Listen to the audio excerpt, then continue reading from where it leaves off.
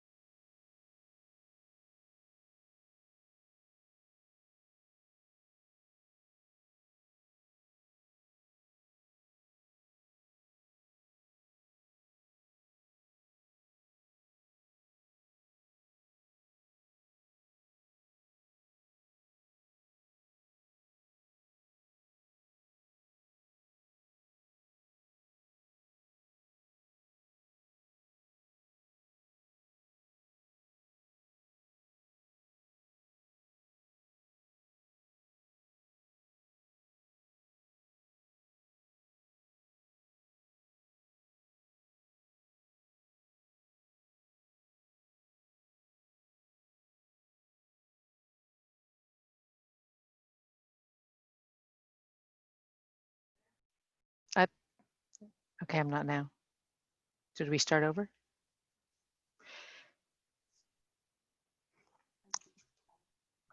Welcome to everybody. We have Jim Rosa here to lead us in the pledge and give us a presentation about Lakeside Farm.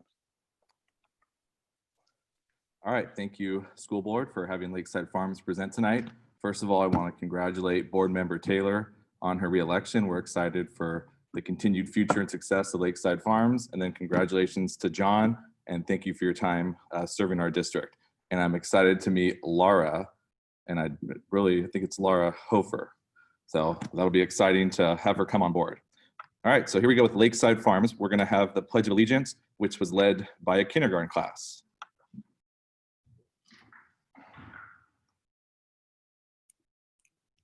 We are going to take you through the Pledge of Allegiance. I have Grace, who is the student of the day. So follow Grace's lead. Right hand over your heart. Face the flag. Place the flag.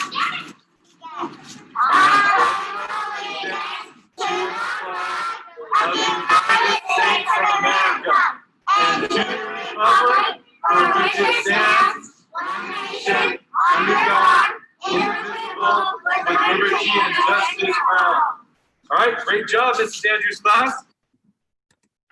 All right, thank you to the kindergarten students in Group A and Mrs. Andrews' class. So first of all, with everything that we've been dealing with as a country since March 13th, it really sticks with our theme at Lakeside Farms of watching us grow. We've grown as a staff, we've grown as a community through this COVID-19 school closure and now school reopening. So I want to take you through a picture walk of what we've been having and going and dealing with at Lakeside Farms. So if you look on the slide here, the top left corner is a distance learning teacher, Mrs. Street. And I wanted you to see the perspective of what a distance learning teacher is doing throughout this time in teaching her class. So the first two pictures emphasize what you see her doing. Not everyone gets to experience what the teacher's doing. And then you see her computer on the side. So she has a classroom set up and she's teaching live to her students throughout the day. The other pictures on this page are showing interactions that students are having both in the classroom and at home with both cohorts, cohort A Monday, Tuesday, and cohort B Thursday, Friday. As you look on the screen, as you follow to the right on that top row, there's an example of a 4th grade class where students are interacting in a morning meeting. They start their day all together as one unified group and they set the tone for the day, whether you're at home or whether you're at school. And then we go into a 5th grade classroom. And then on the bottom, I wanted to highlight what it looks like from a kid's perspective when they are not in person. So the boy in the bottom middle, Aaron Davik, he is actually at ESS. That's as close as I could get to an at-home learner. But you see that he's interacting, and you can see the picture shows him on the screen.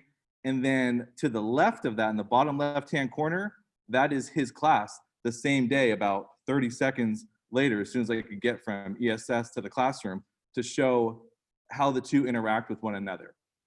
And then on the bottom right, it shows a 5th grade class, and then I believe that is another 4th grade class. So what we've been doing, our staff has been extremely flexible and eager to try and meet the needs of all students. So what we've been doing is really doing our best to connect daily. We put it out there to start the school year as a, wouldn't it be great if we could connect as much as possible with our students, and the staff at Lakeside Farms has really run with that. So I'm really proud of all the efforts that have happened and all the extra hard work, because I know it's an awful lot. I stopped by school tonight on my way here to get my computer, and there's teachers there who are still working hard. So, you know, it's dark outside, but lights are on in classrooms, and they're planning for tomorrow. So definitely proud of all the staff at Lakeside Farms. I really want to emphasize ESS, our Extended Student Services Program. Our lead at Lakeside Farms, Lucretia Browning, has been knocking it out of the park. Under the tutelage of Jared Murphy, the coordinator of Extended Services, those students are really getting the best possible experience given the circumstance. If you look at the top picture on the left, that is our multi-purpose room. That is where ESS is housed. And really it's one big classroom.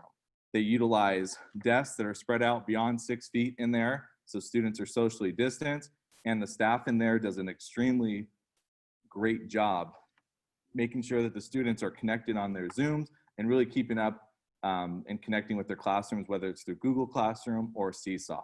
So I really just wanted to highlight what you see from a student perspective. So those bottom 3 pictures, again, show students interacting. And the twins in the bottom middle, they're in the same class. So it's pretty neat to see their perspective on what they see, even as you go from one side of the table to the other. So really just a really thought out team job at Lakeside Farms in conjunction with ESS to really make sure that those students are keeping up with their learning and working hard. So I really want to thank Lucretia on all her efforts.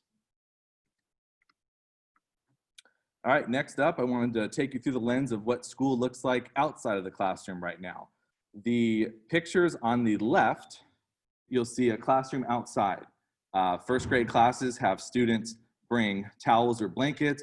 They spread out on the grass, and they're doing learning. On the bottom left, Mrs. Wickman. The bottom 2 pictures actually on the left, Mrs. Wickman is teaching a lesson outside. Nice grass area in the shade, and the students really get a lot out of that time. And on the bottom right-hand side, you'll see we've incorporated additional recess areas around our campus to make sure that kids are spread out. So it's pretty neat to see our kindergarten students taking advantage of that grass and really utilizing the whole school, not just your traditional playground. All right, continuing on with some highlights. The custodial staff has done a really great job along with maintenance. You'll see our day custodian as well as our 4-hour custodian who are working hard, constantly keeping the campus spotless. I've always been very proud of how Lakeside Farms looks, but now I see it and you touch it and things are really clean. And it's really just, these guys keep up with their job and they really work well together. So I really appreciate all of their efforts. Continuing along the theme here, our 2nd grade teachers enjoy being outside for lunch. They're able to find some shade, spread out and just take a break and get outside and get some fresh air. And then you'll see our maintenance staff on the top right-hand picture. I want to thank them for all their hard work and our latest air conditioning. Hopefully that switch gets turned on next week if it's going to be back in the 80s. But they were able to replace the air conditioning. It wasn't disruptive to the learning. It was able to be done on a Wednesday. They were out there early and they knocked it out. So that was really great.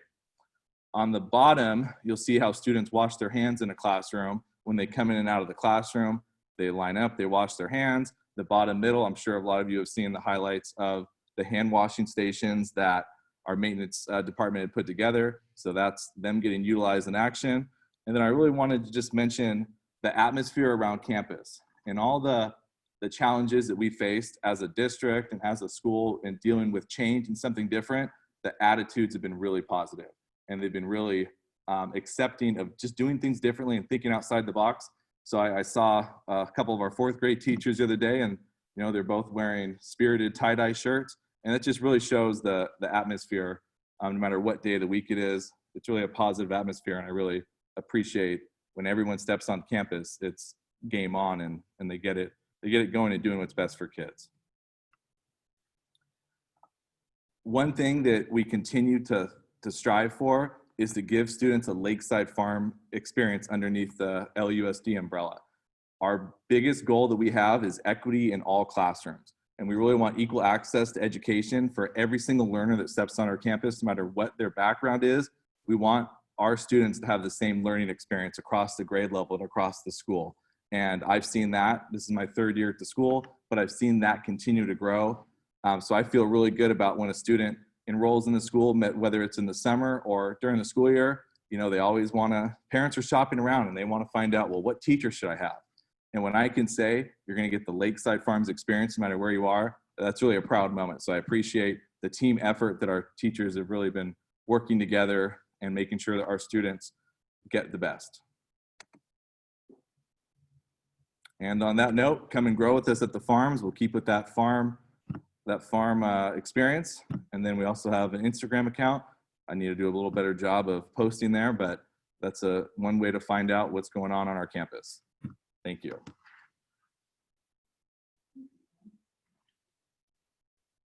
Thank you, Jim.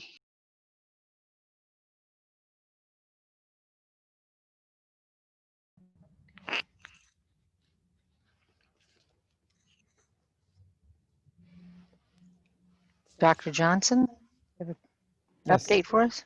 Yes, I do. Before I get to a brief update this evening, I want to commend Mr. Rosa and the Lakeside Farm staff. They are working really, really hard. And, you know, he goes through a few slides and you know, their time it goes quickly, but I want to just highlight for the board how hard the team over there at the farms is working under Jim's leadership. And, you know, it's true. You walk on campus and there's a very good can-do attitude. And I know the work is hard right now.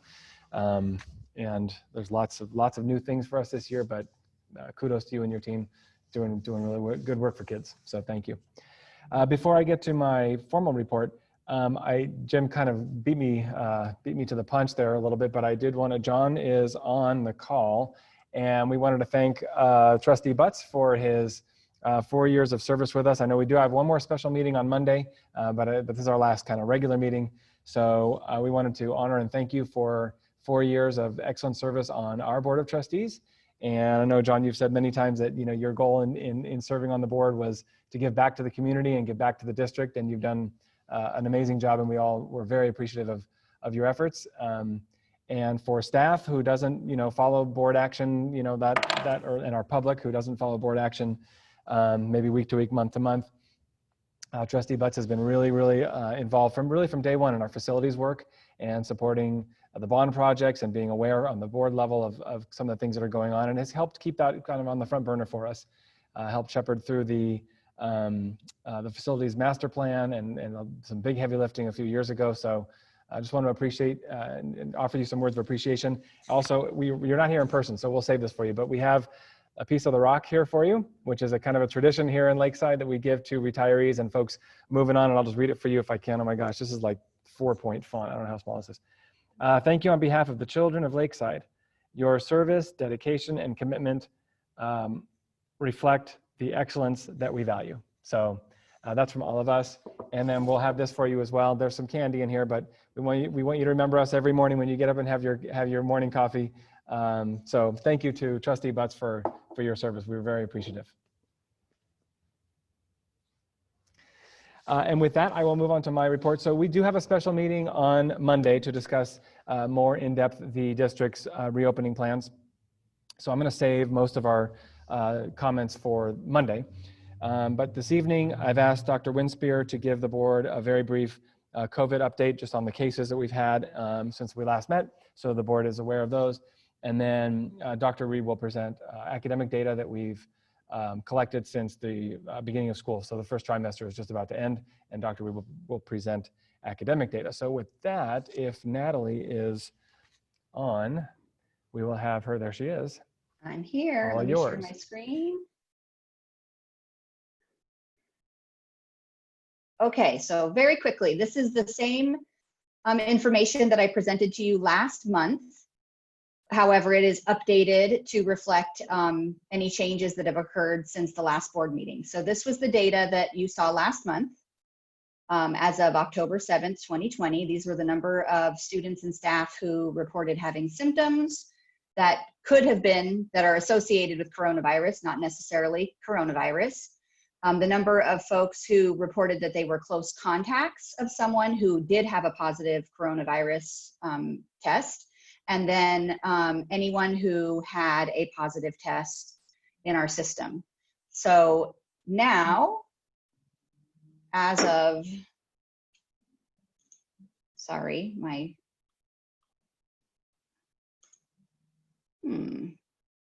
sorry, it was not advancing. Here we go. So here is our current data as of this month. So in parentheses is the difference from last month, but the number that's not in parentheses is where we are now as of Tuesday, November 10th. We had 451 students that had reported having at least a symptom of coronavirus. Again, not necessarily had coronavirus, had a symptom and didn't come to school because of those symptoms. 25 staff. We had 39 students who reported to us that they were in close contact with someone who had coronavirus, which means that those 39 students had a 14-day quarantine from school, as did 12 staff members. And then we've had 7 students who have tested positive for coronavirus and 1 staff member who has tested positive for coronavirus. At the time that we met in October, we had had 1 student who had tested positive for coronavirus. That student had been on campus, and we had reported to you at that time that we were very proud and happy to report that that student did not have close contact with anyone on campus because of social distancing. These other 6 positive cases were students who were not in contact with anyone at school during their contagious period. So it was a little bit less complicated situations in those 6 cases. We were lucky that parents were either keeping their students home already for one reason or another, or enough time had passed since their school days that they were never in school during their contagious period. And then our 1 staff member was unfortunately on campus during the contagious period. And as a result, we had to move our state preschool program into distance learning for a 2-week period of time because all of the students and staff in that program were identified as close contacts. Any questions? I would just like to say that these numbers are a little higher than they were last month, as you can see, but Natalie did speak to the minimal impact and minimal disruption that we've had since with the positive cases. And I just wanted to thank our parents and our staff. Everybody's been doing a really, really good job following the guidelines, keeping kids home when they're not feeling well. Of course, we have had to send some home out of, following the county guidelines. But the hand washing is working, the distancing is working, the mask wearing is working. These are all adjustments that we've had to make, obviously, in this context. But I just want to thank everybody. They're doing a really, really good job, particularly our parents who have really stepped up to make sure that we can keep our schools open. Do we have any confirmed in these positive cases that we know that they are from our school site, meaning they contracted COVID on our school site? We are fairly certain, based on the way all of these situations occurred, that there has been no spreading on school sites. Most of these folks have identified where they caught it, and it was generally from someone in the home. Thank you.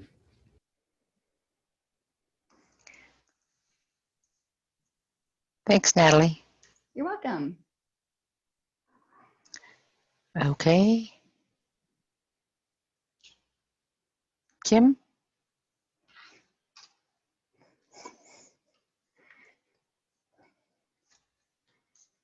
All right, I'll share my screen, waiting to be unmuted.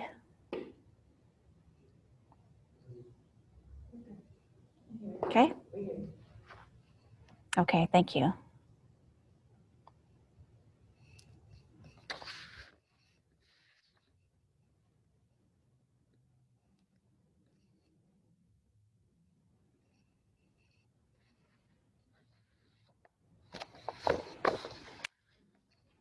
Okay, so it is near the end of the trimester, but the keyword is near.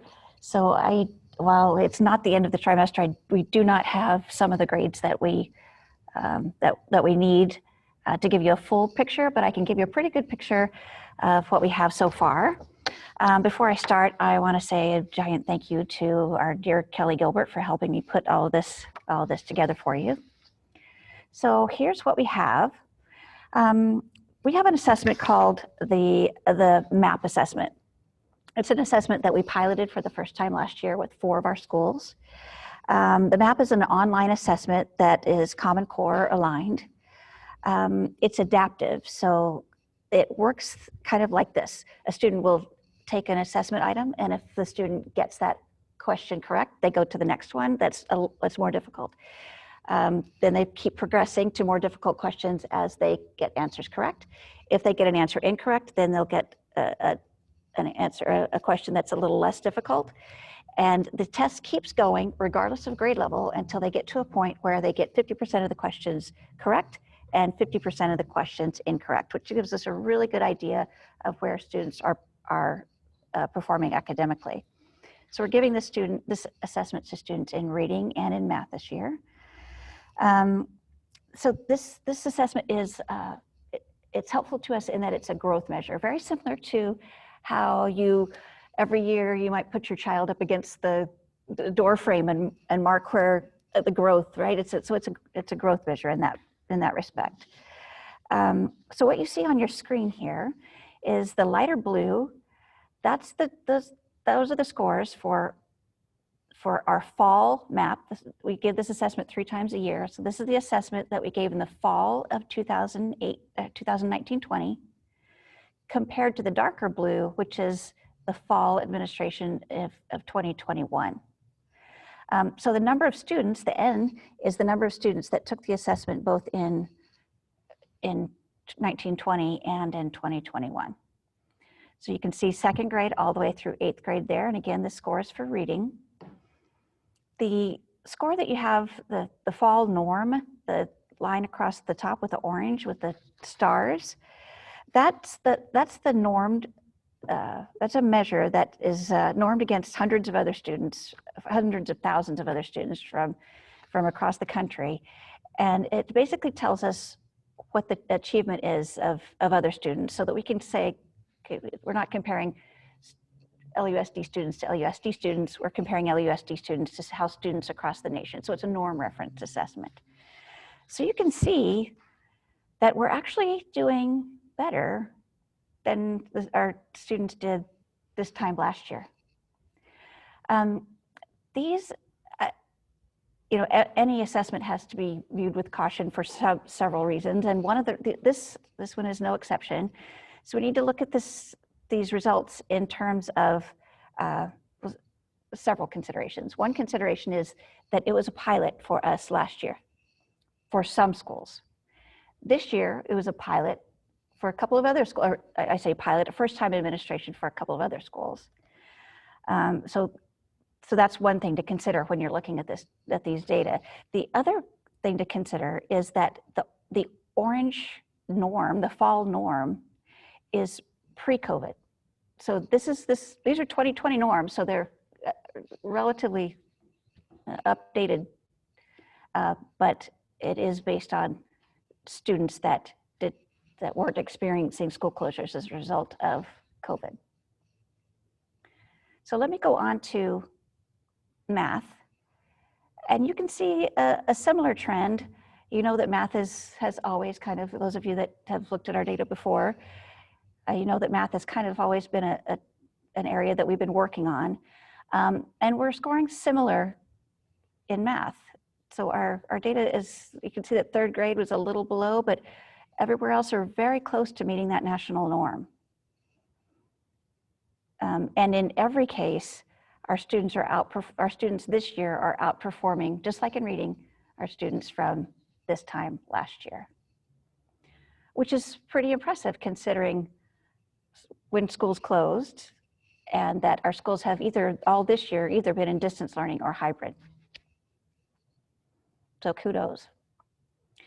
So this is the fall growth. And so what you see here is a projection, is growth based on fall of 19 to fall of 20. And so the diamonds that you see are the typical RIT growth, and RIT stands for Roush unit. But basically what RIT means is that every assessment item has a RIT value. So as students, again, I told you it was adaptive, so students get that question correct.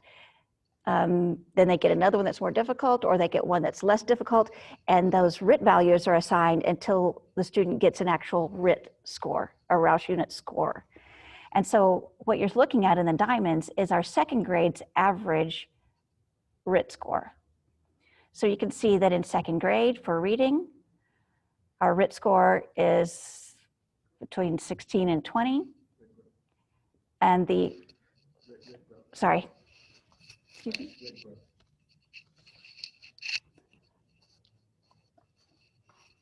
I apologize.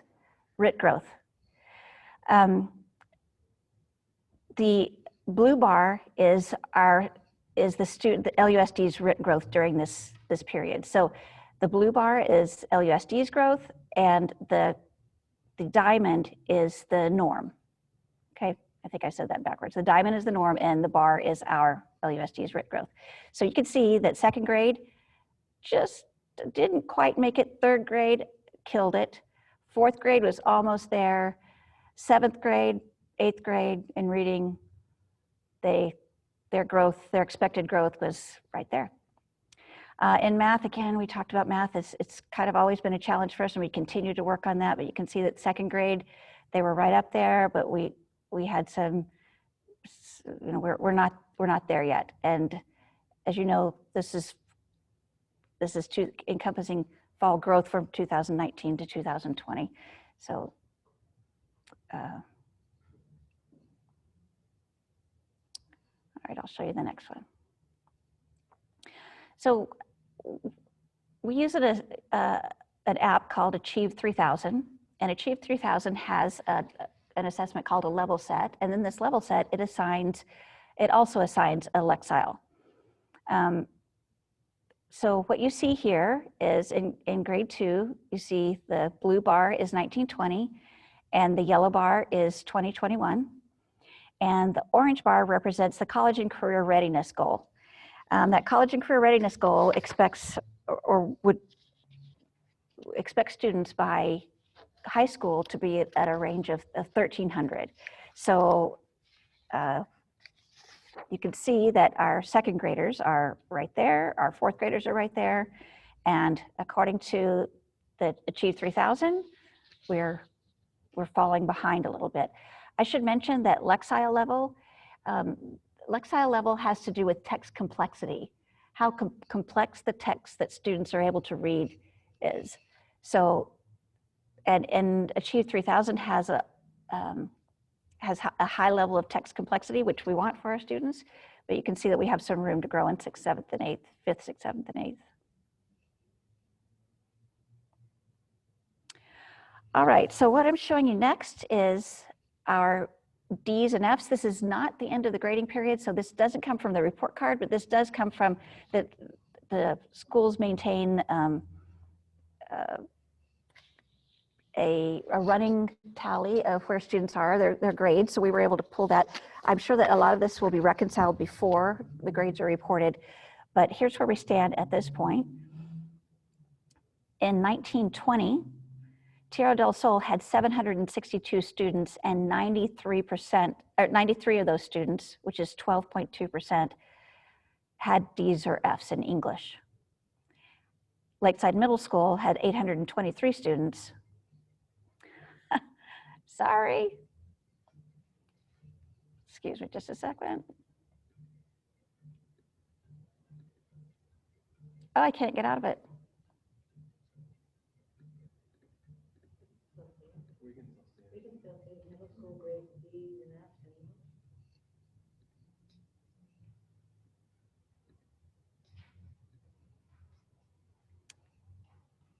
I apologize.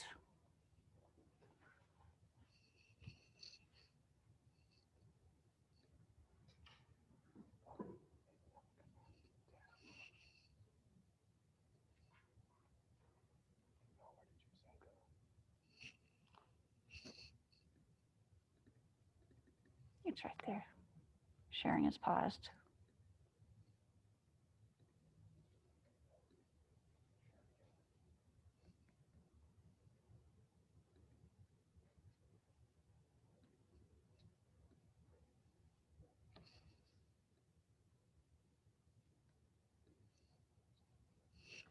Okay, I'm back. I'll have a conversation with my sister later. All right. Lakeside Middle School had 823 students. 28 of those students in 1920 were scoring D's or F's at this time. That's 3.4%. And if you look at 2021, again, we're talking about English. Tierra del Sol, 749 students, 204 of those students at this point in time have D's or F's in English, which is 27.2%, a market increase. Lakeside Middle School, 53 students, which represents 6.8% of their total population. Again, an increase from last year.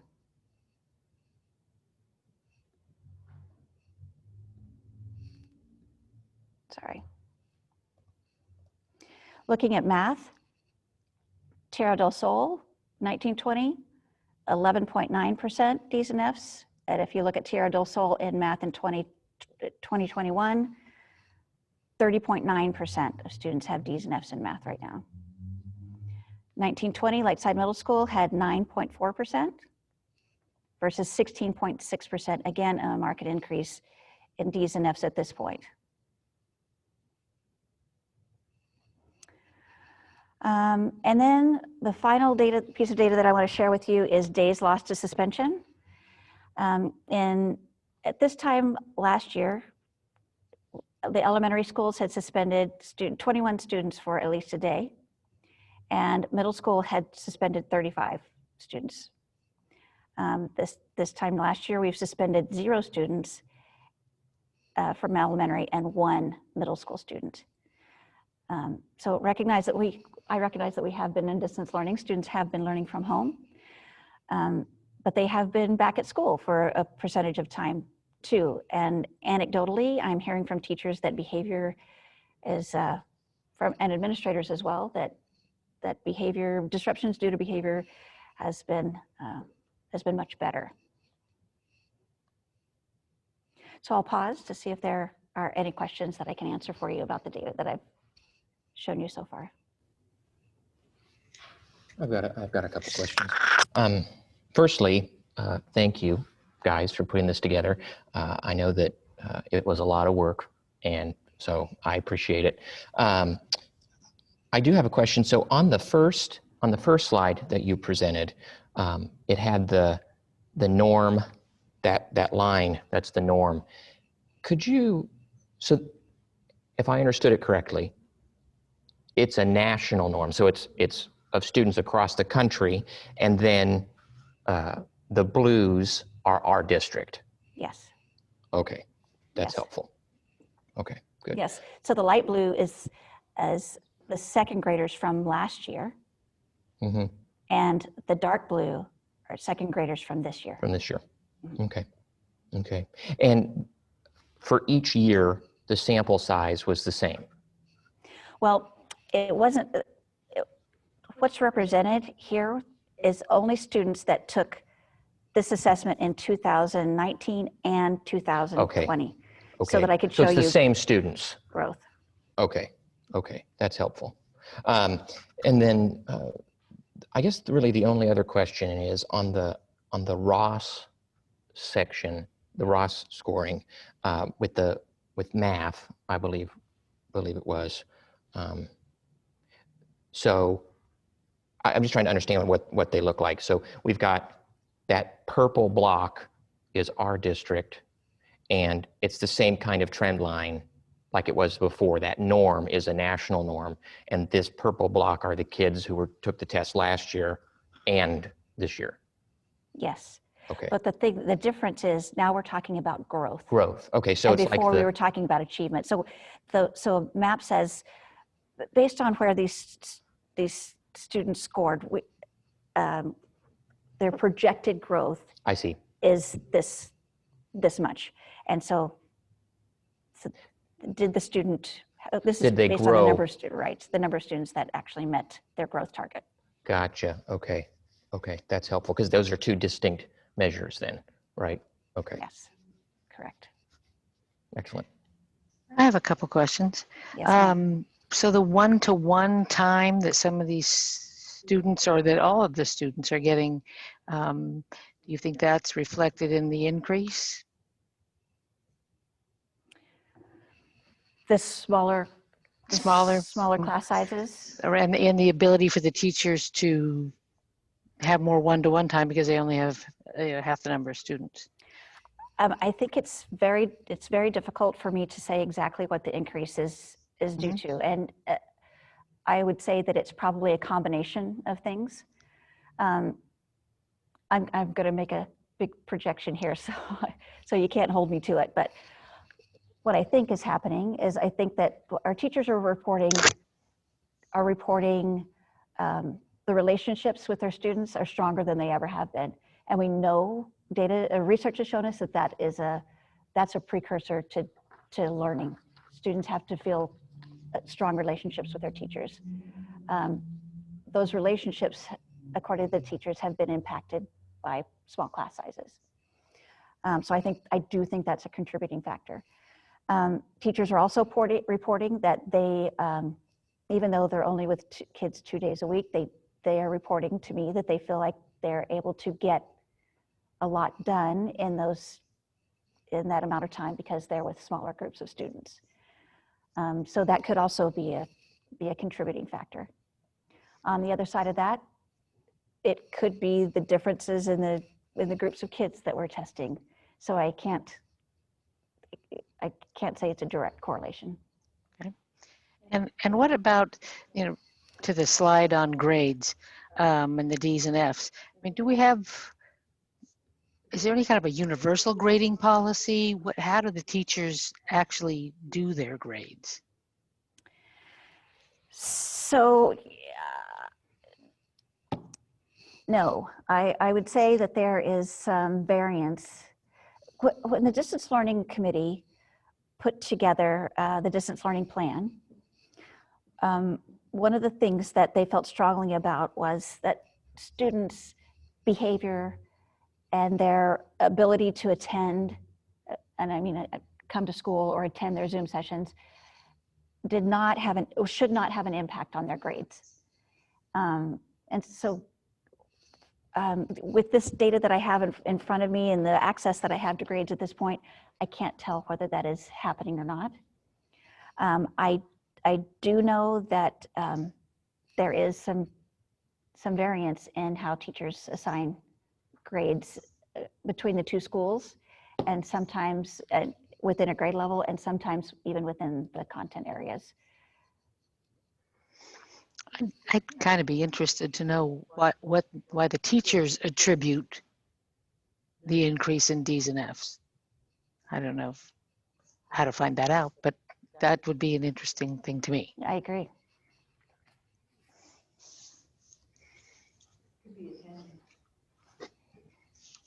I do have a, I'm sorry, did you? I said it could be attended. You said it could be attendance? Yeah. We were trying to get you some attendance data for this presentation, but we couldn't get that for you, so I apologize. But it could be that. It also could be that the D's and F's are related to the students not turning in their asynchronous work. That we know the principals have mentioned that a lot of students aren't turning in their asynchronous work. And that's one of the things that you'll see represented in our presentation on the 16th. One of the things that we tried to remedy when we thought about what the possibilities are, but that is a very valid concern. What about the DNFs where the students that are actually coming to school versus the distance learning students? Do we have any data on that? How? So the challenges in disaggregating that, all of our students started in distance learning. Mm-hmm. So every one of them were in distance learning. And then a portion of them stayed in distance learning while some of them went into hybrid. And then some of them are moving into hybrid and back and forth from distance learning, sometimes multiple times. So giving you that data might have not been as valid as we would have hoped. Right. Okay. Anybody else have any questions? Yeah. Yeah, I do. Actually, I'm glad we're having this conversation because I was thinking about it. I know that there are different measures, achievement, growth, and everything else. And we see that there's a higher level of D's and F's. And I know we sort of went over it, but to me, I don't see that necessarily reflected in some of the other data that we saw as far as achievement or growth. I mean, maybe we saw it in the growth and math section, but as far as reading's concerned, we haven't seen that. Could you sort of elaborate what that could be? I'd have to, my educated guess would be when you're looking at the fall reading achievement and for reading and math, and you see that our students are meeting the norms, but then you see a high DNF rate. What that looks to me like, it looks to me like the students are performing academically, but there's something else contributing to that, to their D's and F's, which could be, again, as we mentioned earlier, their failure to turn in assignments. Okay. Thank you. Yeah, that one factor there is usually what you'll see is that each teacher's got their own grading scale, and usually what's knocking the kids down is late assignments or assignments not turned in. So academically they're able to perform, but they get assignments turned in late, and so the score comes down and they get lower grades. And mathematically, when you look at a zero and you calculate, like if a student made an F, that's could be worth 50%, or when a student earns a zero, they could have 2 A's, a B, and a 0, and mathematically that brings them down to an F. So there's the implications for not turning in work are pretty severe when you're grading on a percentage scale like that. And if we think that these grades may be a result of not turning in work, what do we attribute that to? And because my thought is if they're not turning in their work, then maybe there's not a reinforcement of some of the principles. But again, we're looking back at this growth data where that may not be completely accurate in all cases. So what I'm trying to say is, if they're not turning in assignments, what do we think that's a reason? What's the reason, do we think? Well, we're hypothesizing that students go to school on Monday and Tuesday, and then they don't connect again with their teacher until the following Monday. Wednesday, Thursday, and Friday, they're responsible for doing this asynchronous work. And so we're hypothesizing that since that students sometimes have the attitude that it's it's not school time, I'm off, it's not a school day, or they struggle to get that work done, they have a question or a concern that keeps them from being able to get that work completed. A lot of our students have parents that work and can't help them with the assignments. So they go from Tuesday till the following Monday, trying to get grappling with a problem that has stopped them from basically getting that work done. So you'll see that in some of the models that we'll bring to you at our next meeting on Monday, there's some remedies for that. We're really trying to figure that out, trying to help that situation. Thank you, Kim. Sure. Now we have Todd. Owens, maintenance and operation. And transportation too.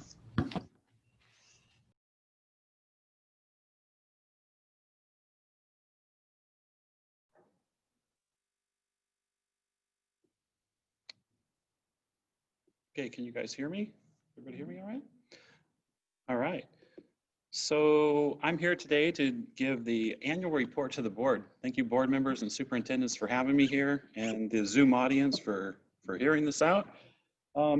Every year I give this report. Does everybody hear me still? Okay. So every year I give this report, and typically this report takes place right around maybe September, August, September time.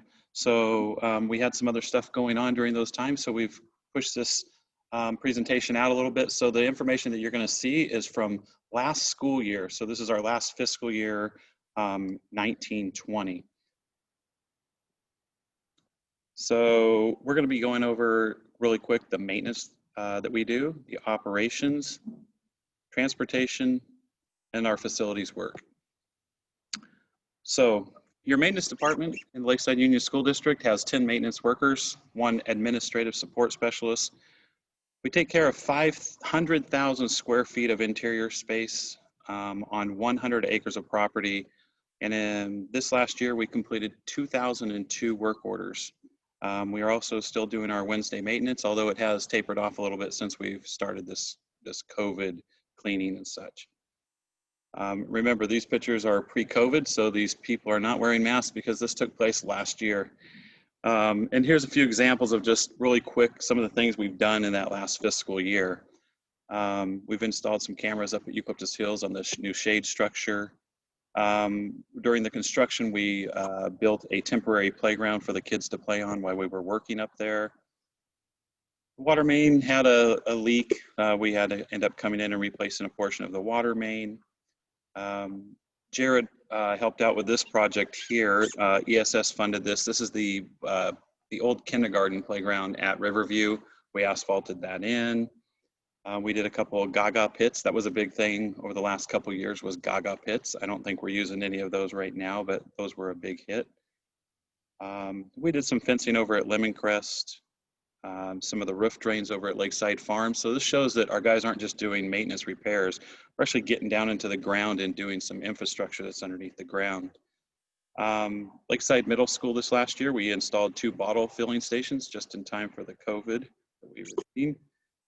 This is Lakeside Middle School room 8. This is some of the things we've been talking about at Lakeside Middle School, sprucing up the rooms. You can see the picture on the left was before we went in, and then on the right is what it looked like after.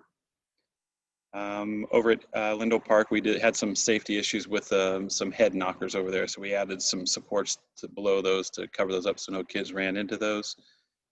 This was interesting, the plug toilet. Nobody ever knows what happens. Well, that on the right-hand side, that's a little plastic donut that was inside that toilet that we had to end up busting it up because it was really driving everybody crazy of what was causing this. So those little toys end up in the darndest places. We had a vandalism this last year over at Lindo Park. This is just kind of what it looked like before and then after the guys got it all cleaned up. Lakeview, we started a thing last year where we painted a few walls. I don't know if you've been up there and seen, this is pretty much your portables P1 through 6. We did a wall, that's not paper. The fire marshal didn't like paper on the walls. So we're trying something different there to paint the walls to look like that. We did a gas line repair up at Lakeview. This was pretty extensive. We did some siding repairs. Lakeview got some turf donated. You'll see that over there in front of the multi-purpose. Your maintenance staff installed all that. We also purchased our new maintenance mower and trailer. Those things wear out over time, and this was a big purchase that we did this year in maintenance. District-wide, we went through and refluffed and added more fibers to all the playgrounds. The back drains were clogged up. This is several drains. These are 3 different drain areas on the backside of Riverview. Before we did the asphalt parking lots, we did a lot of repairs to the infrastructure underground. Maintenance is always doing these repairs to your HVAC systems that are older. We're doing a lot of repairs.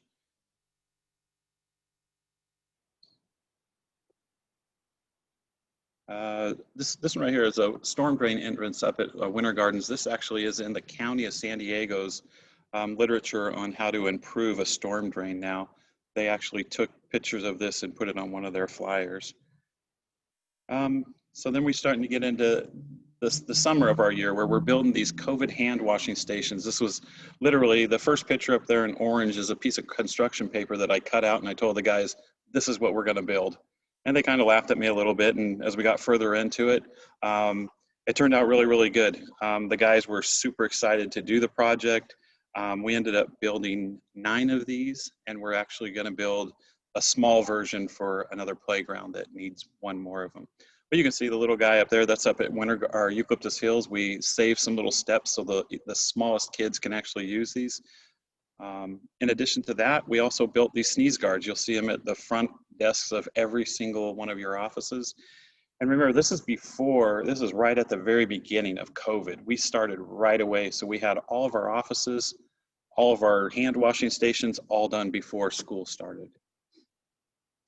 Operations, these are your custodians. You got 20 custodians taking care of the same 500,000 square feet of interior space and 100 acres of outside space. Remember, these guys are before COVID. We just like to recognize them for the good hard work they're doing. This next year, we'll probably see a lot more orange vests and a lot more masks of the hard work they're doing. Transportation, this one right here is a lot different than what we're seeing this year. We still have 22 buses. We had 16 drivers.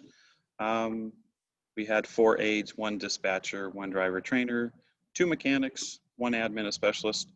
128 special needs students were transported, and 375 general ed students were transported, and we traveled over 120,000 miles. This last year, Tom Eaton, our mechanic that had been with us for 40 years, retired. We have now replaced him with a new mechanic, Ruben. We had an employee of the year over there, Jen Chandler.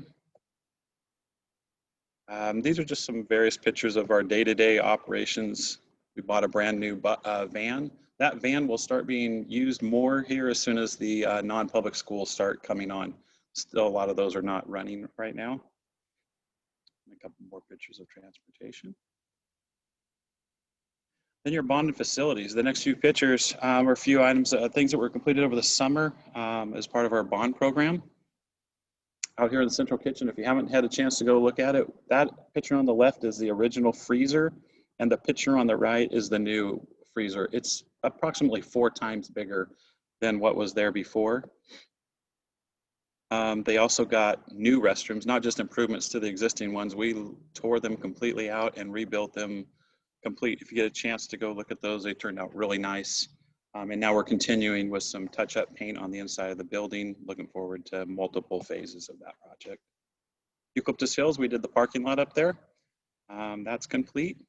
Lakeview, we did a parking lot up at Lakeview. We did a parking lot at Riverview down below where we talked about all those drains. And then Lemoncrest, we also did a parking lot over there. Coming up, the projects that we're getting ready to bid out is going to be your Lakeside Farms project. That's going to be to the east of the school there. And this kind of gives you a diagram of kind of the entrance to how we're going to come into it, the size of the parking lot. Next one now, this is the exciting one. This is what we've been really working on a lot. So in the top right-hand corner, you have your Lindo Park multi-purpose room.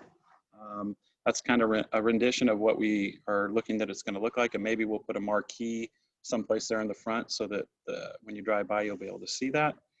The bottom left-hand corner, that's your gym. On the left side of that is going to be where the workout room is. And then the taller section will be the actual gymnasium. It will have hardwood floors in it. And then on the right, that's going to be that's a rendition of the new Lakeside Farms front office. It's going to be really, really cool. So that's what we've been working on. Do we have any questions?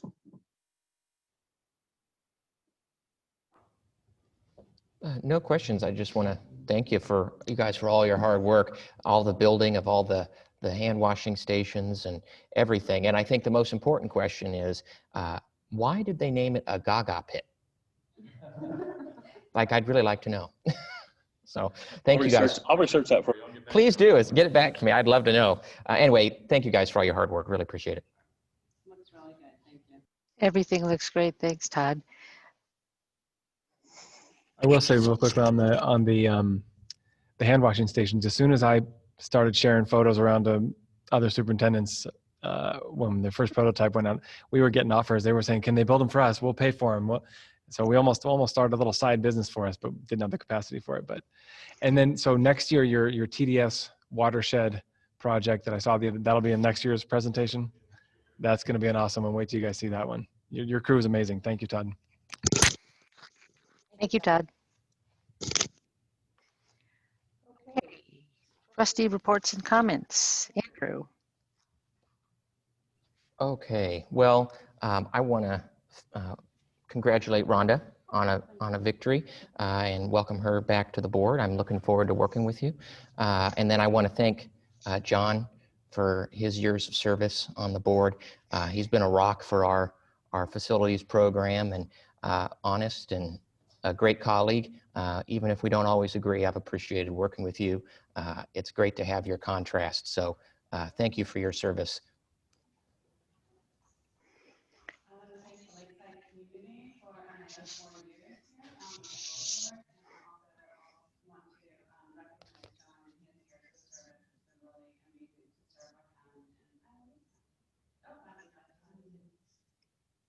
Sorry. Okay, I want to thank the community for another 4 years, and I'm looking forward to serving another 4 years on the board with our team. And I want to also thank John for his years of service. It's been really amazing to work with him, and he will be missed. Thank you to the teachers and everybody who are in there every day making it happen. It's not easy, I know that, but you guys are making it happen, so thank you. Bonnie? Okay, can you guys hear me? Yep. All right, good. Yeah, I just wanted to say thank you to John. I'm going to miss him, and I wish him well in whatever new adventure he's going to go and do. And then congratulations to Rhonda. I'm really happy that she got reelected. And again, just thanking everyone. I do know that it's not easy, and I know that we're all in it together, and I'm just excited to see where we go and what the new year brings. Thank you. Thank you, Bonnie. John? Thanks. It's been a pleasure to serve for the last 4 years. It's had its ups and its downs. It's been nice to know the folks on the board who I consider my friends and neighbors, although some of them are closer than others to my house. It's been enjoyable, and to everyone who has served on the board from the past since I started to now, truly thank you for your service to the community, because that's really what we're doing. We're serving the community, trying to improve and make a better educational experience for folks who have their kids that go there. For my kids, it was a great experience, and for me as a parent. And I know for some of you who have had kids that have come through, it's been the same thing. No future endeavors for myself. It's just, I didn't really have an intent to do a long time. I wanted to go in and do my part for the community. And I'll see you guys on the 16th in person. Nice. Yay. Nice. That'll Yeah. be great. I leave out of here the 15th. That's my final and last day. All my equipment that I have here from the Cleveland heads down. So Awesome. Well, I also want to thank John. It's been great to have you on the board, and I'm looking forward to seeing you next Monday. Congratulations to Rhonda. And we welcome Lara onto the board in December. Thank you also to everybody on the staff, whether Kim and the Ed Services team, Natalie and her team, Todd and his team, the principals who are doing amazing work out there, the teachers who are doing amazing work. And I know as Jim mentioned, teachers are working long days. And I want them all to know that I appreciate all that they're doing.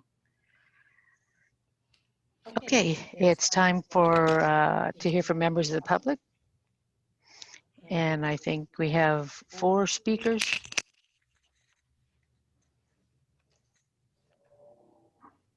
The first one will be Amanda Morris. And she's on. Okay, hold on just a moment.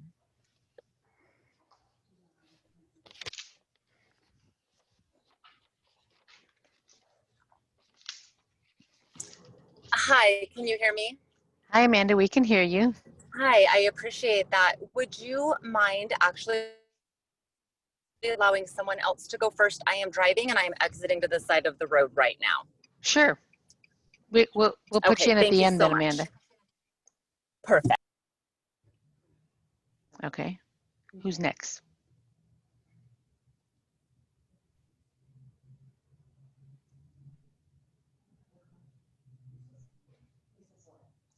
Lisa Ford? Hi, Lisa. Hi, can you hear me? We can. Hi, Lisa. Hello. I appreciate the opportunity to address the board. I prefer to use my presidential time to speak on a positive note, but that's why I'm choosing to speak at this time, because I'm very frustrated and really don't have much positivity to share. The board is addressing some agenda items today that affect the classified employees. And I would like to address a little bit of history briefly. To begin, I want to remind or at least educate the board that when the Ewing study was done, they had agreed that a lot of the employees deserved a raise, and that when the management asked them to include benefits into that eliminated a lot of the raises. And the chief person in charge of Ewing said to my face that this was unprecedented, that they have never done that before. They have never done it before. And so that was one of the first times classified, lost out on something as far as pay that they deserved. And then of course, last year, I want to refresh your memory on the summer assistance program, that it was going to cost the district somewhere around $13,000 to $15,000 in taxes and fees in order to assist what the state considers employees that earn so little money that they can't afford to save anything to get by in the summer. And so they created this program to help assist them financially. But our district chose not to participate in it because they couldn't afford it. Oh, but they could afford to give the management a raise, which almost equated to the same amount of money. And you say that, you need to give to certain management raises because you don't want to lose these quality employees because to other districts or other positions. And I don't know what all you've heard from the administration to justify management raises. But another thing on the agenda is the Social Security plan that they're proposing.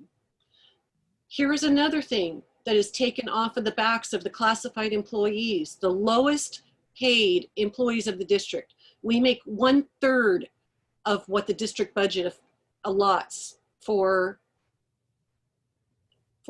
paying their employees. Currently, the district is paying 6.2% towards Social Security. If they get this approved, this new program, they will only be contributing 1.3% towards their future. The people who make the least amount, who can't even afford to put money aside for their summer and can't possibly put aside for their retirement, the district is proposing a new program that will save them thousands and thousands of dollars off of the backs of the classified employees. Your time is up.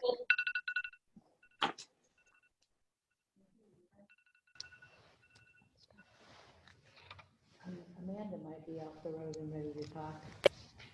If you are, Amanda, you can look like. I'm available.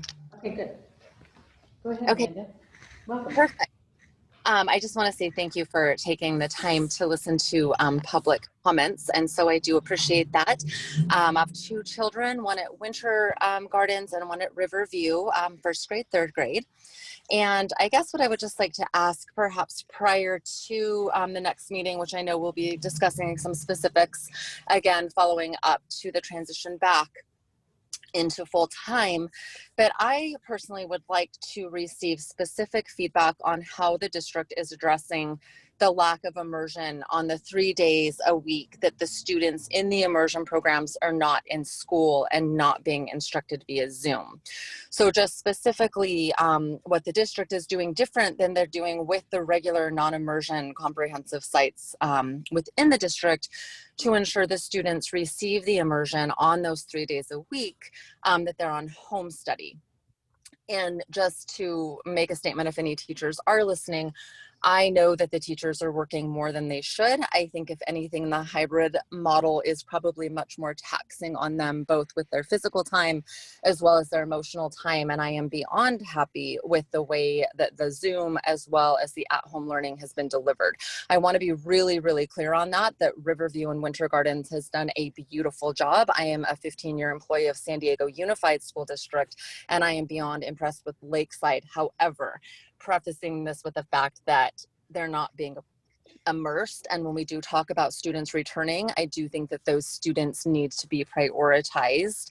And then the other point, if I have time to make it, and I do not mean this to be callous, but I just think it's important for you all to kind of get the bigger picture that when these students are not in school and they're going 2 days a week, those 3 days and on the weekends, classes are interacting, sleepovers are happening, we're having sports, we're eating meals together, we're going to one another's home, and we're immersing and we're hanging out together, and we have been from the beginning, because more than 50% of us are not afraid of that interaction. And so I know for my family, and at least 50% of those in the district feel very strongly that our children should be in school, and we're kind of living life that way outside of the couple of days they are in the classroom. So please just keep that in mind as you make a decision going forward. Thank you so much. Thank you, Amanda. Thank you, Amanda.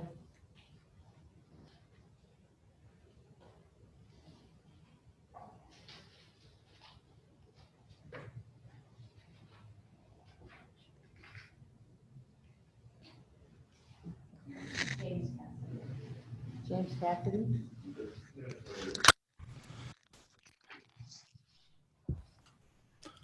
Hello, my name is James Cassidy. I also have 2 kids in your guys' school district, a Winter Gardens 1st grader and a 3rd grader at Riverview. I just wanted to bring up a couple things that I noticed today, and I want to talk about the reports that I saw, I think from Dr. Reed it was, and some comments that were made about the growth that we saw on one of those slides, which I found fascinating. But that growth wasn't overall a totality. Actually, a majority of those slides were actually negative in my perception, and hopefully you go back and look at those again as well. The only thing that I saw on the map was the reading on the map that had positive growth. And you kind of ask, well, what do you obtain the increase to in that specific slide? I can commonsensically probably say, because I have students who are doing it, the kids are at home reading. Now there's 18 different apps for them to go through and do all that stuff, but realistically the parents are going, dude, I'm over this, get a book. Go ahead and read because I can't handle it. Or I'm at work all day, and when I get home, I'm certainly gonna feed my children first, and then it's like, get bath, brush your teeth, read a book, and call it. So probably the growth might be commonsensically attained to or attributed to the reading, which then correlates to some of the other slides about the D's and F's. Well, they're not doing the work. They're not turning it in. It is harder to do it when you're a parent at work, or I'm a business owner, so I'm able to take some time off, so I'm there with them, and they are not fully listening to the parent as they do some other adult, which is the teacher. So we do try to get them to get all their work in. And at some point, we're kind of like, yeah, that's not going to happen. I think when you look at some of these slides, and I want to go over some of them with you, the RIT was all lower to the national average. Your readiness for college was lower than the national average. This was the wait to see month. We're going to wait to see how it's going, wait to see with COVID, wait to see how the grades come back. The grades have come back poorly. They're doing worse, other than one particular slide, and half of that slide was the map on the reading. Everything else was negative. The children are doing worse. If you compound the worst performance by the children, along with the other stuff that kind of comes along with it, the probability of the reporting of abuse and all that other kind of stuff I really don't want to get into, that you are fully aware of, depression, abuse, suicide, those numbers have increased, and you've seen the reports from it. My wife that just spoke momentarily, moments ago, is as a doctor in psychology, she has seen the increase personally. It is happening. So the suspensions too, the children are acting up. I mean, when you look at the suspensions, 20 to 30 increase. When you look at the D's and F's, doubled in one school in English, doubled in the other school in English, almost tripled in math, and 1.5 times or more increase in D's and F's. They're not performing. The other thing that I wanted just to bring up that I haven't heard yet, you'll probably address on Monday, but for the people listening, I'd like to ask. Last meeting I was here, and I had heard the board members ask the superintendent for the 5-day plan, but they hadn't seen the five-day plan. But yet at that time, you were ready to go 5 days the following week. How is it that you were ready to go 5 days the following week if the board has never seen the plan, or at least even asked the superintendent for the plan? Explain to all of us that are listening and watching, how was it that you were truly, honestly supposed to be going 5 days a week the following week you hadn't seen the plan? I know there's a transition period. Thank you very much for your time. It's probably 30 days, but I'd love for him to address what that transition time is, either today or Monday, so I can watch it and see it, because I want to know how fast the kids can get back to school once you all say go. Thank you for your time. We have Autumn Ellenson. Yeah. Hi, can you hear me? We can. Okay, thank you for letting me tonight. I'm approaching the board with you guys to start making a concrete, like a real concrete plan on Monday for phase 3 to open. And I'm gonna start off with some grim statistics tonight. They're really kind of ugly, and they're ones that wants to really talk about, but I think that we have to acknowledge the dark underbelly of what is happening in our community on days when children cannot attend school. According to the Rape, Abuse, and Incest National Network, there's been a major increase of sex abuse crimes against children since March. And according to the victims, 79% of them live with their abuser. The same victims also claimed that they now get abused on a daily basis because they are home around their abuser all the time. The organization said that this increase is a direct result of the COVID pandemic. Here locally, Dr. Nee Now, the Child Abuse Pediatric Program Clinical Director at Rady's Children's Hospital, said that the volume of negative child welfare cases has increased 82% for outpatient services and 75% of inpatient services since March. These children these are children that needed some sort of medical intervention due to physical abuse of some sort, and it has increased that much since March. Scripps put out a similar statement. Last month, there were 29,900 child welfare service calls, which was an increase of more than 7,000 calls from the same month the year prior, and the only difference is COVID. Shall we talk suicide? San Diego City Attorney Mary Elliott released a statement in late September citing the fact that there has been a threefold increase in gun-related suicide, including threats and attempts since March of this year. This directly reflects how mentally damaging COVID has been on families and the children in those families. It has deadly consequences without even physically affecting a person. Last week at Steel Canyon, a girl, a straight A student, vibrant with a loving, close-knit family, hung herself in a closet. So COVID matters, and I think it matters physically. Yes, I'm all for wearing masks and using protective gear and doing all of, following all of our precautions, but it goes beyond that, and we have to get both sides. We have to go beyond the throat swab and look at the other very real detrimental effects that this is having on kids right here in our community. To not do that is a disservice to everyone in our district, the children that you were voted in to serve and protect. It is this board's duty and responsibility to stand up and serve them now. Let's talk about reopening by looking at direct advice from 3 experts here in San Diego. Chris Obey, VP of Operations at Rady's Children's Hospital, has 35 years in infection control. Dr. Jod Bradley, Infectious Disease Medical Director and Physician at Rady's, and finally Alice Pong, epidemiologist at Rady's. These 3 experts spoke about the importance of opening up schools just last month in October. They said the most recent evidence gathered from 32 up-to-date studies shows that adults are getting COVID from other adults and are not that likely to get it from children, specifically elementary school children, because of the size of the droplets. That means that adult staff and teachers are not that likely to get COVID in the elementary school setting. And that's if masks are not being worn. When you factor in masks, you reach mitigation. Then if you put in place the other protocols, social distancing, outdoor spaces, physical barriers, hand hygiene, cohorting, and screening for symptoms, you mitigate even more. We're already doing these things and we've seen that it works. There have been no outbreaks in our district. You even cited earlier tonight that we've had cases, but none have been at the schools because our amazing staff has swiftly and proactively reacted, preventing the outbreaks. It has been more than 244 days since our last full day of school in March. That's 5,856 hours.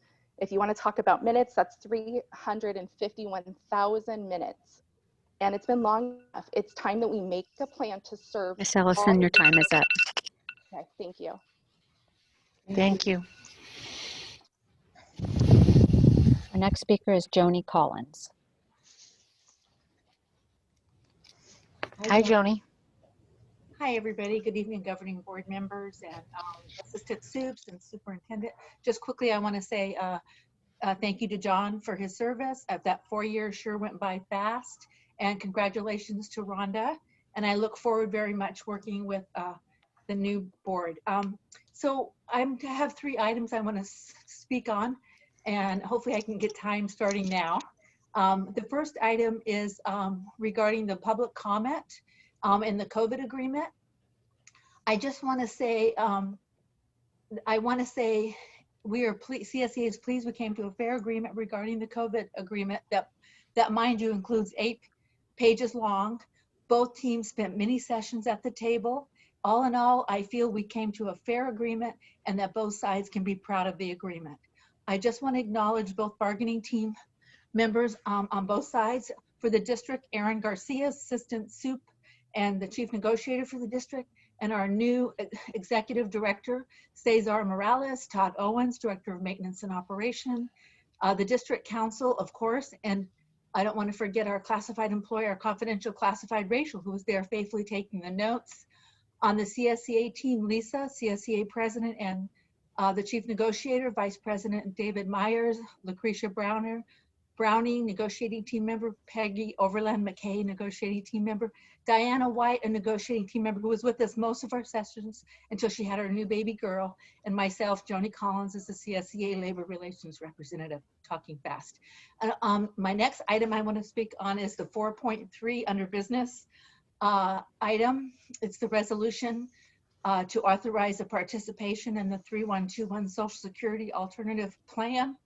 I was disturbed when I saw this as a resolution on the governing board and even requested this item to be pulled, as this is a mandatory subject of bargaining.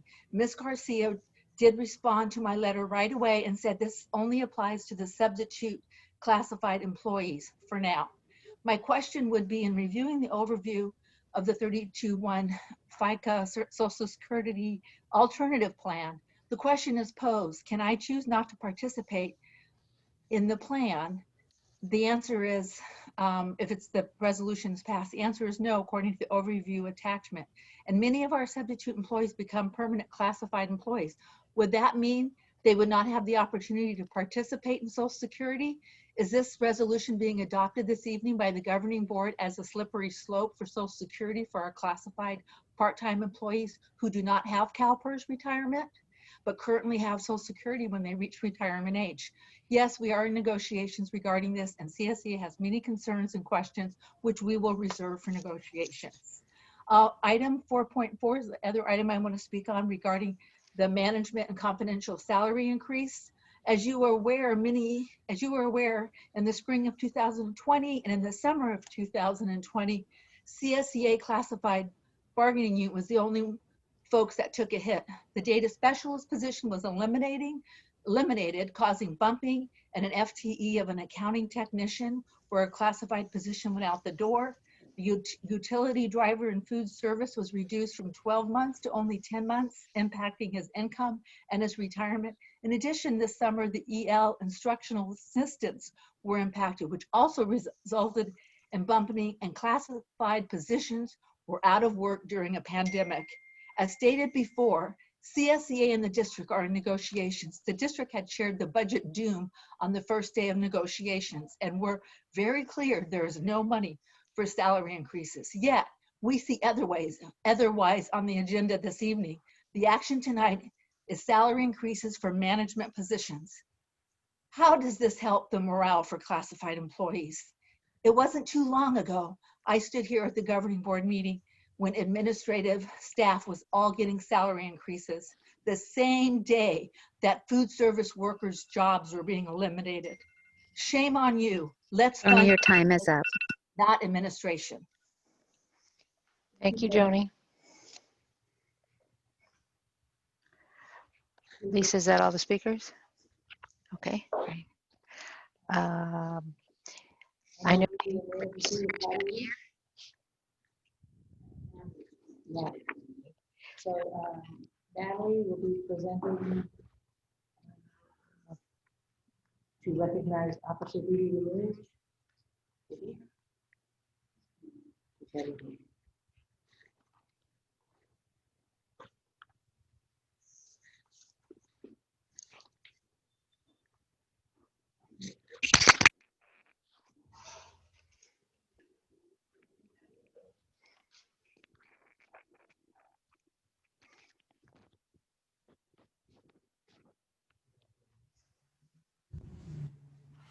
Can we make it so that they can see her beautiful face?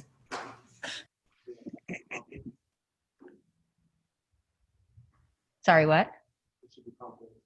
Oh, I think I might have pressed the wrong button. Can you prompt me again? I need extra prompts. There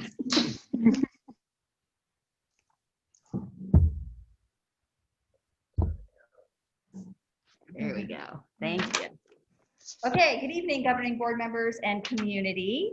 I am here to recognize Officer Didi Ramirez, who's been working with us here in the Lake District for the last 3 years as our liaison with the San Diego Probation Department and countless community agencies. Dee Dee's mostly been serving Lakeside Middle School and Tierra del Sol Middle School during her time with us, but her work has trickled down into the elementary schools because a lot of times she works with families who have multiple students, and her impact can be felt throughout the district. Dee Dee's primary responsibilities are to establish positive relationships with students and families, addressing obstacles that stand in the way of engaging at school, often facilitating a school attendance agreement, and connecting families to county resources. She has a key role in addressing our toughest chronic attendance cases in our school district, together with our school counselors and coordinator of student support, through her work with Lakeside's district attendance review team process. Her approach in seeking to understand the situation and looking for solutions rather than placing blame has helped turn things around for dozens of students and their families. Lakeside Union School District's district-wide attendance percentage is 93%, thanks to team members like Officer Ramirez, who have worked hard to engage students in school. Officer Ramirez has the trust of countless Lakeside families and staff who openly share their challenges and stories. She's always ready to listen, lend a helping hand, and welcome them with a warm smile. Dee Dee has gone far beyond the call of duty, doing more than what others expect. She has volunteered her time leading staff in yoga fitness classes, collected contributions to purchase groceries for families in need, and then delivered these to our students' homes. That is what the Lakeside Way is all about, going the extra mile for students. Officer Ramirez leaves us for a well-deserved retirement. We thank her wholeheartedly for her dedication, hard work, and care, always going above and beyond. Thank you. Thank you. And Dee, I also want to give you a piece of the rock. Andy already read it, and I'm going to read it again if I can. We're both old, Andy. You're a few months older than me, though, I want to point out. Thank you on behalf of the children of Lakeside. Your service, dedication, and commitment reflects the excellence that we value. So thank you. And I want to hug you. I want to hug you.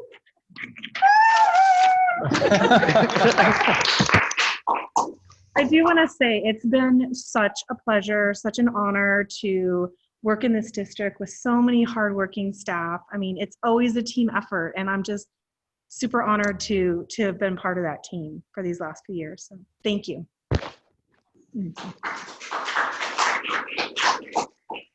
Thank you, Dee Dee. I was going to say something. Cesar will be making the next presentation.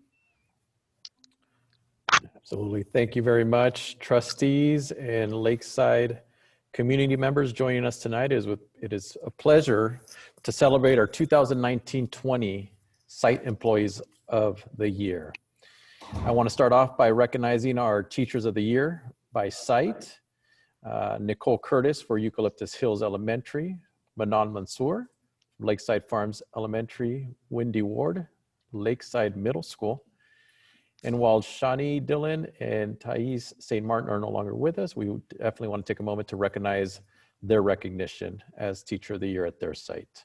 Followed by Britt Shostrom from Lemon Crest Elementary, Mr. Bruce Mikolisik from Lindo Park, Fonda Tripp, Riverview Elementary, and Miss Ana Lopez Johnson from Winter Gardens. Additionally, I'd like to take a moment to recognize our classified employees of the year. We have Mr. Andrew Newmark, District Office Technology, who has been putting together our board meetings and adjusting as we've gone. Cindy Walker, Eucalyptus Hills Elementary, Carla Duprat for our child nutrition team, as well as Anita Victor from Lakeside Farms Elementary, Sue Klein, Lakeside Middle, Heather Watson from our LEAP program, Lisa Koblenz, Lemon Crest Elementary, Carlos Ambris, Linda Park Elementary, Terry Sanchez from our maintenance team, and finishing it off with Lisa Ruiz, Riverview Elementary, and Cindy Stroman, Tierra del Sol Middle School. I really want to congratulate everybody for their recognition last academic year. And something our HR team has been doing is going out to sites and seeing really our talented team members, regardless of role, regardless of classification. We really do have a strong, committed team of professionals. So thank you all and congratulations.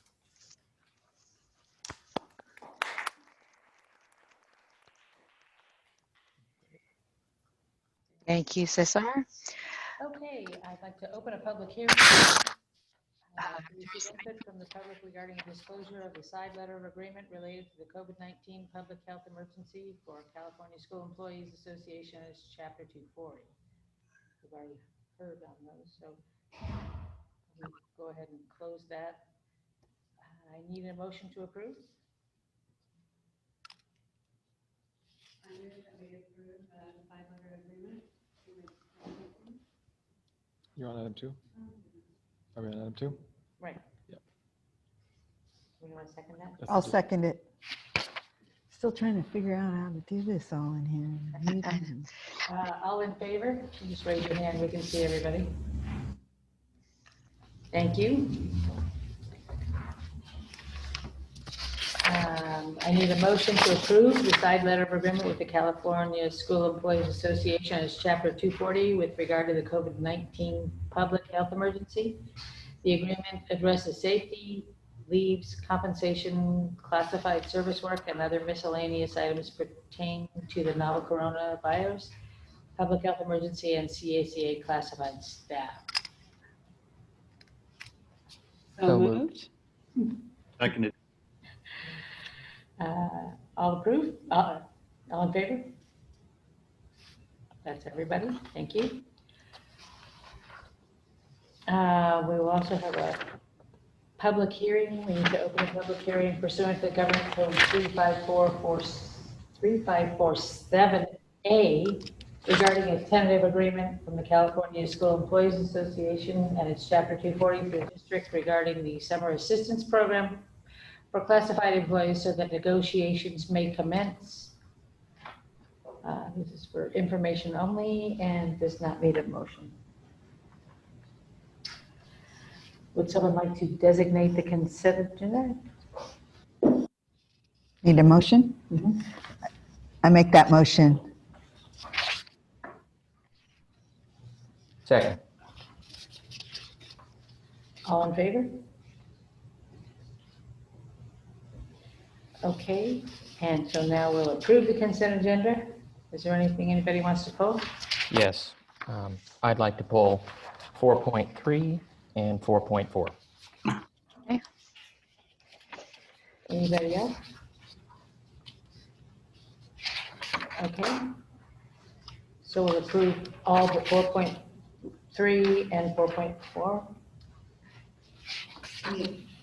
We need a motion to move everything to the. We moved it, now we have to approve it except for 4.3 and 4.4. Okay, I make a motion to approve it, except for 4.2, or 4.3. 4.3 and 4.4. I second. Oh my God. All in favor? Okay, 4.3. Andrew? Okay, so I've been getting some phone calls for clarity on the Social Security alternative plan that we're discussing. I don't know who's appropriate to ask this question of. Aaron, if you could speak to that. I think I can. Okay. My question ultimately is what's on the resolution that we're doing tonight is not forcing classified staff to do anything with their benefits for retirement because this is still in negotiations. Is that correct? That's correct. The point of tonight's action is to approve the resolution so that we can just initiate the start of participating in the plan. Right now, because we are still pending negotiations with CSCA, the intent would be just to include our substitute employees in this plan at this time. So would they still be mandated to stay in the plan if they became permanent employees? No, they would not. So again, the only people that would be eligible for the plan would be people that do not qualify for PERS. So if they get a position that's essentially more than 4 hours a day, they would be PERS eligible, and then they would be in Social Security and not in this alternative plan. Okay. Okay. Anybody else have any questions about that? Okay, do I have a motion to approve? I'll make the motion. And I'll second it. All in favor? Aye. That's all of us. Thank you. 4.4. Okay, so here's a couple things that I'm concerned about with 4.4. I'm really concerned, the uncertainty of our budget. We've lost 300 students this year. We have no idea how that's going to impact our fiscal bottom line. I do believe in my heart that everyone in our district is worth $1 million. And if I was Howard Buffett, I would do it. We are not. So my belief is it's prudent for us to move this until we have clear budget numbers for this year, and frankly, until we're not in the red.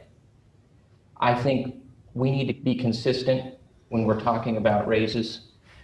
We need to be able to say that we have money to pay for them and not be in the red when we're proposing to pay for them. So my motion is going to be, I'd like to push these raises until we have money to pay for raises in the district. I'm going to second that.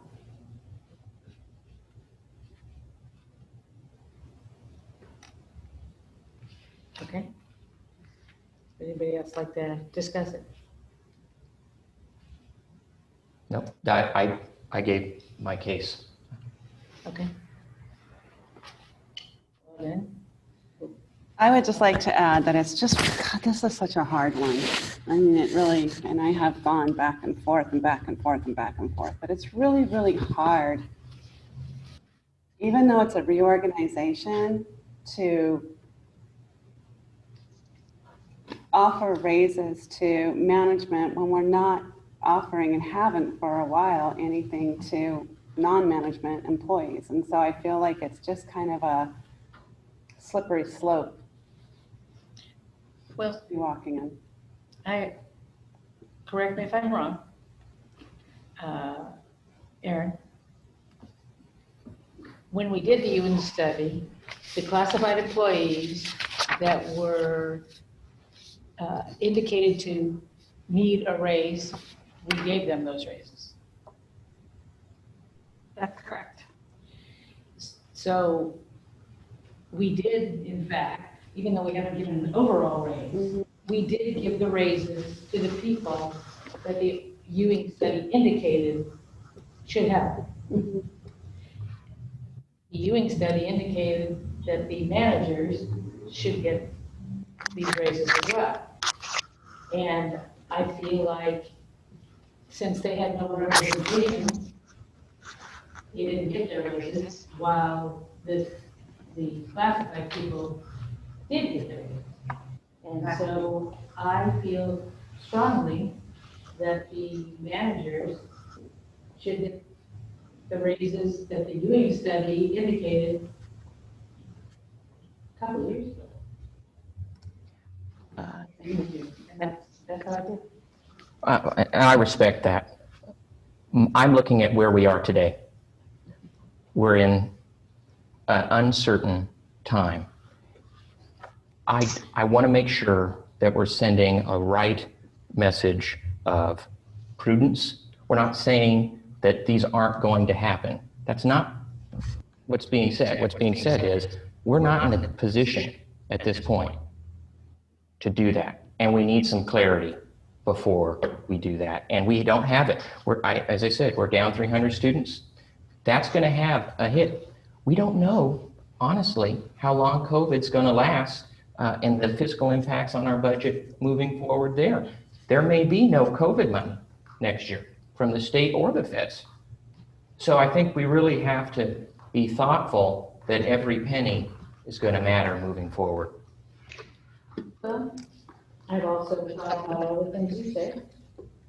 We also know that we have just recently lost an employee, and we need to get a new one in Aaron's department. We advertised the personnel director at a lower amount, and we had to increase that amount to hire staff. I think replacing Todd with 2 people, because he does 2 jobs now, is going to cost us additional, and we know that Todd has been sought after from other districts, county. I feel like this is something that we need to do to be fiscally responsible, and that's my thing. Okay, well, my last response will be this. This is why this discussion is so tricky, because when we're talking about these things, we all know who these people are. And my perspective is, I know all these folks, and this is why I think everyone's worth $1 million. This is why it's so hard. But I'm trying to think of the long-term financial stability of our district in an uncertain time that we just don't know what's going to happen. So those are my points. In my opinion, I'm thinking of that as well. We have different ways to approach it. Sure. And I think we're all thinking about the fiscal condition of the district. We have different ways to look at it. Sure. So we need to vote on Andrew's motion first. Yep. So, and since John's not here, we're on Zoom, we'll go ahead and vote individually. Andrew? Aye. Rhonda? Aye. Bonnie? I'm opposed. I am opposed as well. John?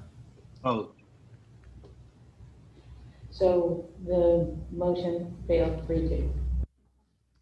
So now we need to take a motion to approve 4.4. I make a motion to approve 4.4. We have a second? seconded. Seconded by John. All in favor? We'll again vote one at a time. Andrew? No. Rhonda? No. Bonnie? Aye. John? Aye. I vote aye as well.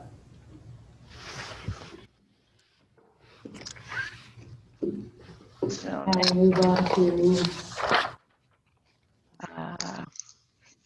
some regulations. The first reading of board policy and administrative regulation 0430, comprehensive local plan for special education.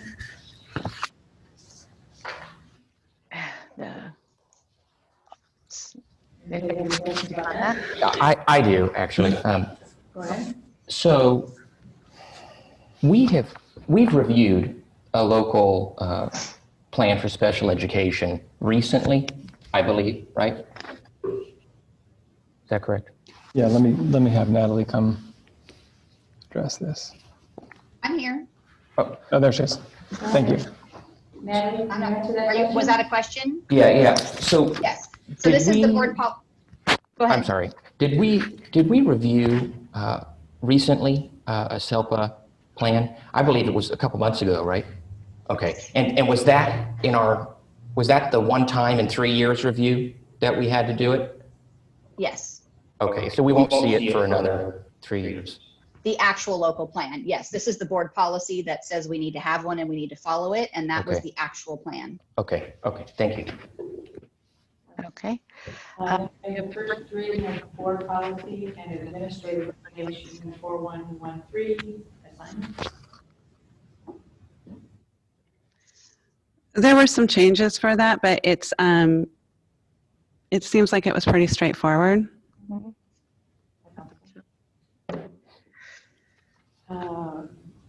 Okay, personal illness, the first reading of the administrative regulation 4161.1, personal illness and injury leave. Seems pretty straightforward as well. It didn't seem like there was anything that really stood out. It's pretty much similar to how it's been in the past. Right. I agree. Okay. 4.4 personnel, classified personnel. We have regulation 4,200. Looked pretty straightforward to me. And then board policy 5141.5, mental health. We've been addressing that already. We have. This is I'm just really happy to see more emphasis being put on that for, services for our students. So kind of wanted to back up to the first one as well, the special ed one. Okay. That is so intricate and so complex that it was really interesting to read it. There are some, minor changes, but Yep. it's if you don't understand that world, it's really complicated. On the mental health one, that looked almost completely new. It wasn't. Very, a lot of parts of it were. Okay, yeah, I mean, it looked very, very new, and so I'm glad that we're putting an emphasis on that, because I think in these times more than any, we've heard that from parents, that I think it's important that we look at it. So I'm glad that we have a newer policy. okay. Those will come back to us. Erin, the enrollment report? Okay, tonight we have the enrollment report from month 2, which ended on October 16th. It's pretty stable from last month. We just had one student drop from the previous month. We had a total of 4,673 students on that date. But unfortunately, again, that was a drop of a little over 300 students from the same period last year.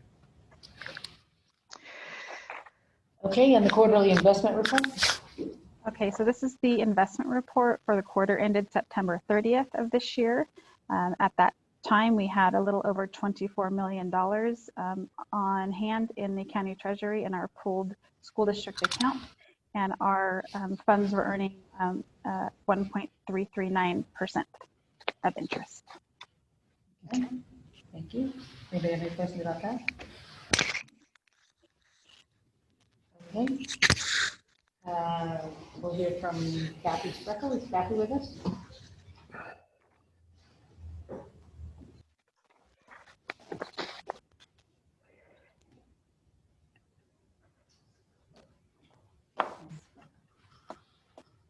Unmute myself, of course. Hi, Kathy. Hi, how is everyone? Feeling Fine, good, Kathy. thank you. How are you? I am okay. Tonight, I just wanted to tell you what many of you have already just said, that our teachers are working hard and our students are learning, as you just heard from Kim. We're loving the time we have with our students. We know that the time is very precious. So we're making sure that each minute with them is quality. I've heard many educators talk about how the current class sizes are allowing them to spend time working one-on-one with their students, and it helps making up for that lost time. Since we started this year, there have been numerous changes and pivots. We've all experienced them. Your teachers have risen to the occasion every time. And it seems around every corner there is a new challenge and a new requirement. We'll be there. As Rhonda, Bonnie, and Holly and others have stated, this is all very hard. So we appreciate the board support. Thank you very much.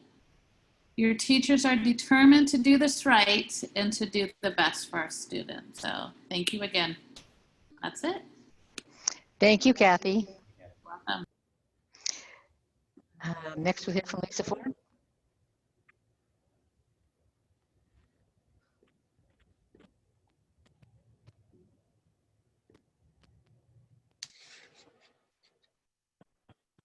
Can you guys hear me? We can. I so apologize. David is actually giving the presidential report tonight. Is there any way that we can unmute David? I'm sorry that I didn't give you pre-notice of that. I forgot. That's okay. David is does he need to unmute himself? Oh, there he is. He's unmuted. Hi, David. Oh, no. I was muted again. Hi, David. Yes, no. Maybe can you unmute? Here's something. Yeah, I heard something. I heard something. David needs to unmute himself. Let me. There we go. Can you hear me now? There we go. Hi. Okay. Hi, hello, board and staff. So, first of all, I wanted to say thanks to our IT department because the sound quality of this meeting is way better. So, thank you, Andrew. This is going to be pretty short and sweet. John, I'd like to thank you for your time on the board, and especially you being an advocate for facilities. I do much appreciate that. Rhonda, congratulations on your seat on the board again, and we look forward to working with you all. Just on a personal note, Todd, my supervisor, it was very nice to let him with his presentation so that everybody can take a glimpse of what it is that we do in our department. So that's going to be it for tonight. Thank you all. Thanks, David. Okay, tonight I just wanted to let the board know that we have our external audit going on this week. It's a virtual audit this year. So we are very busy responding to multiple data requests from our auditors. We have a confidential website that we upload everything to them to share with them so they can review it. So, so far everything's going well. We are also working very hard to spend all of our federal CARES Act funds. The largest pot of money that we received of those funds expires at the end of December. So we are actively managing all the dollar amounts being spent by every school and every department because we do not want to send $1 back to the federal government. We're trying very hard to spend every bit of those funds. So we're constantly every day working on watching those funds. And then of course, my department continues to do the ongoing management of our upcoming bond construction projects, some of which you saw those exciting new pictures that Todd shared earlier. And that's all I have tonight. Thank you. Kim?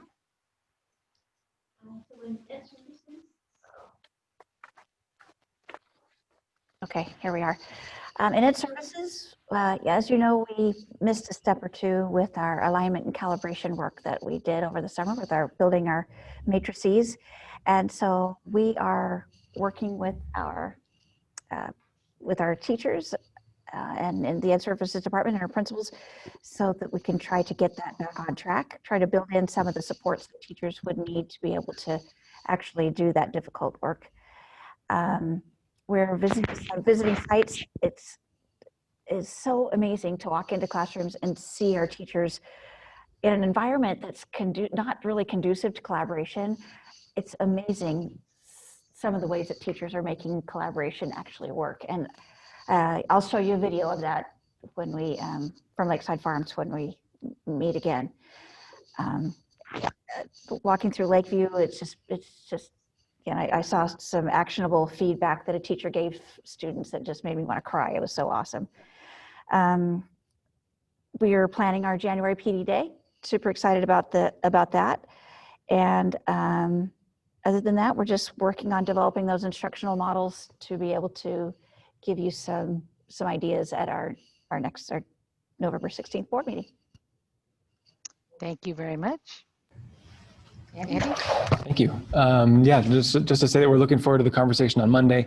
Obviously, the picture for reopening schools is complex and continues to be complex. We're learning every day and every week as we watch other school districts and see what's going on there, successes and failures out there. Again, thank you to the staff and to our parents and to Natalie and her team for everything they've done, and Cesar as well, on these positive cases that we've had. You know, as you look in the grand scope of things, you look across the county, we haven't had too many, which is really, really good. And as I said earlier, the disruption has been minimal. So I'll save the rest of my comments for Monday. That'll be the time where we really want to kind of dig in and look at where we are now, some options for going forward, and have a rich discussion at that time. Thank you. Thank you. Does anybody else have anything? We'll see everybody Monday. Meeting's adjourned.